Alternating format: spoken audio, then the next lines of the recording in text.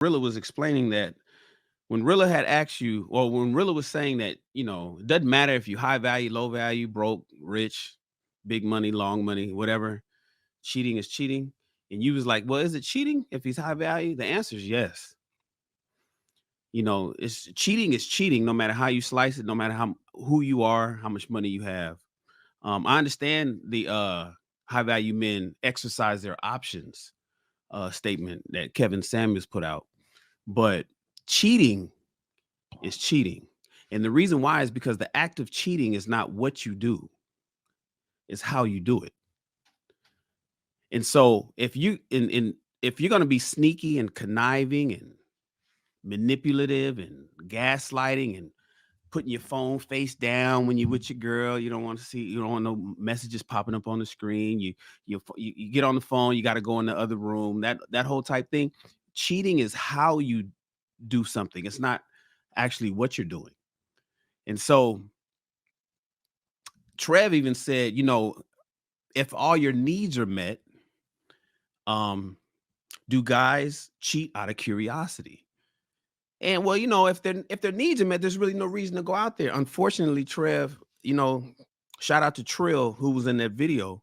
Trill is 100% right, in my personal opinion, and based on my experience and speaking to a lot of people.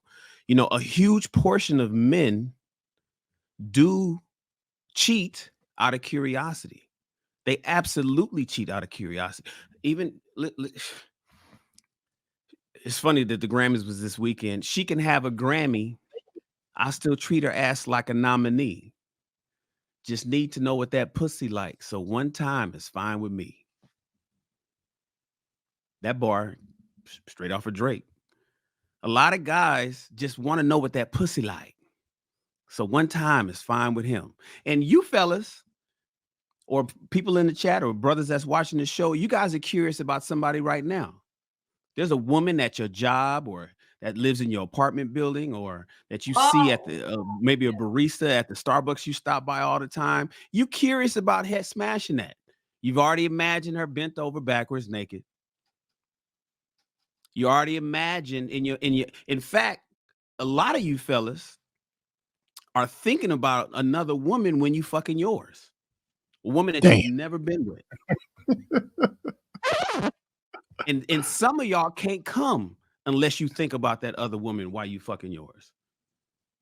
So curiosity is a reason a lot of guys step out, because what we think about, if the opportunity arises that you can actually act upon it, like the brother said before me, men are slaves to the pussy. And a lot of times they will risk it all. We've heard the cliches. They will risk it all. A woman that's at home doing everything that she's supposed to do, she's fucking her husband when she's supposed to. I get it. I know Hink, you had said, well, no, I'm sorry, Trev, you had said if they take the sex out. No, there's women out there that's cooking, cleaning, taking care of the kids, keeping the house nice, submissive. She's smashing her man, sucking, fucking, and rubbing him down, went on demand, and he will still go out and screw somebody else just because he's curious and the opportunity arose for him. Is it Arrested Development? That's where I defer to my brother Nelson, who's who's well trained in this kind of stuff. I'm not professionally trained like Nelson is, but it just in my observable, anecdotal experience. Guys is just hound dogs. And I think that's what Trill was talking about. So in my personal opinion, guys will smash the neighbor out of curiosity, especially if he thinks that he can get away with it. And that could be with a woman that's at home doing everything she's supposed to, because men are men. I'll land there.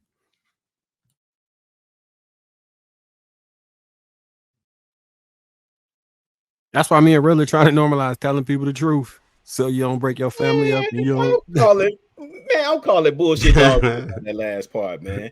We can't have it both ways, fam. We out here telling niggas half the men ain't getting pussy. They ain't getting pussy.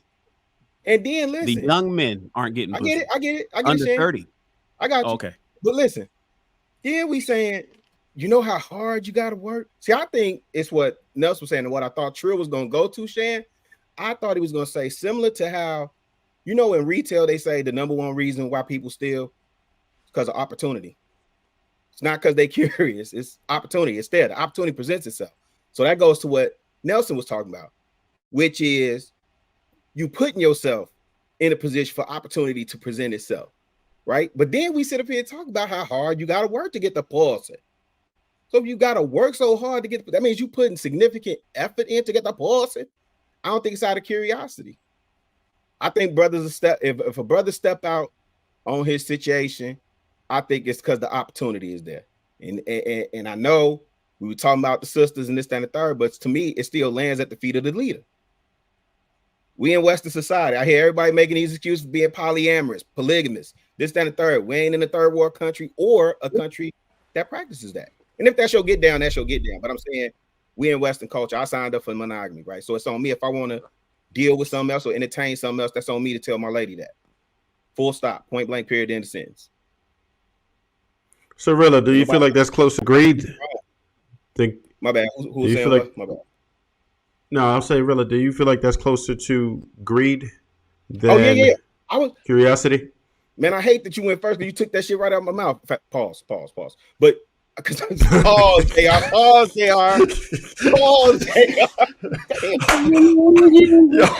I was gonna say gluttony, but you hit it spot on.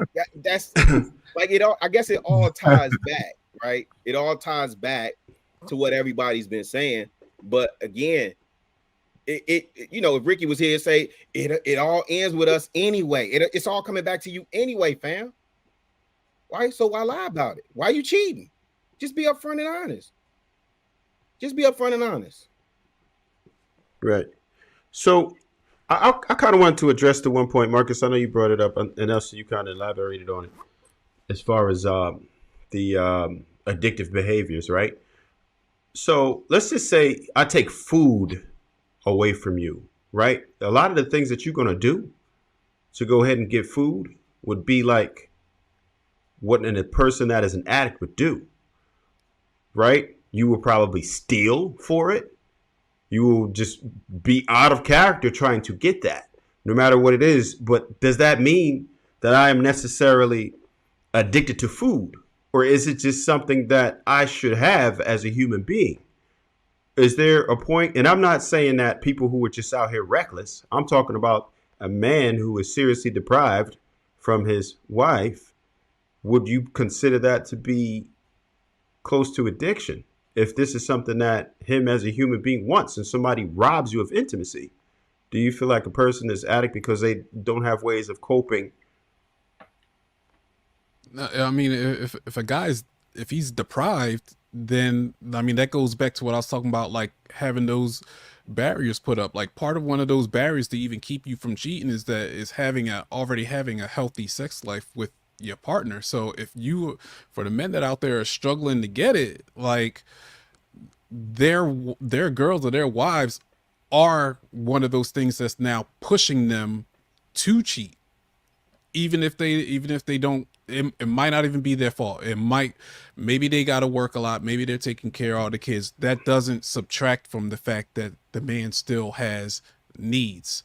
So if that man doesn't communicate it, or what's been happening a lot is men actually do communicate it and talk about it all the time and feel like they're always like begging for it.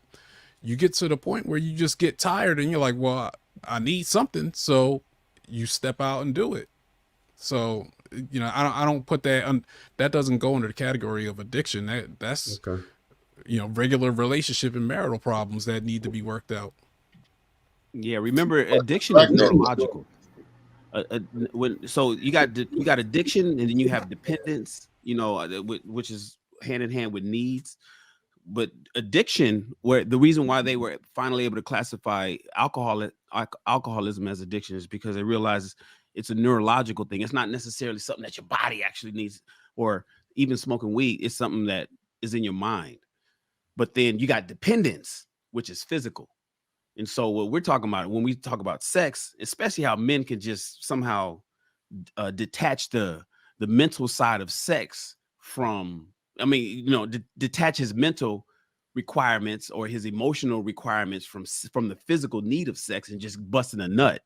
So it wouldn't be necessarily an addiction. Men aren't typically addicted to sex. Well, I mean, no, don't get me wrong. There is some, that's one of the reasons why Halle Berry got a divorce with No, Dick, but you're saying typically, we get it.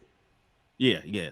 But What you mean, dependence, Eric men Benet? are men dependent on sex? Or is there a dependence there? I mean, Dr. Miles Monroe would say so. He says men need sex. Women need love, but men need sex. You have to have it. So, but addicted to it, nah. It's more of that's a mind thing. With the implying addiction means it's going to go through a cycle. When you think about dependence, if you're deprived of something, that means you're going to go through withdrawal, meaning you're going to start doing things now that's out of character to be able to get what it is that you need. So you also got to kind of look at it that way too.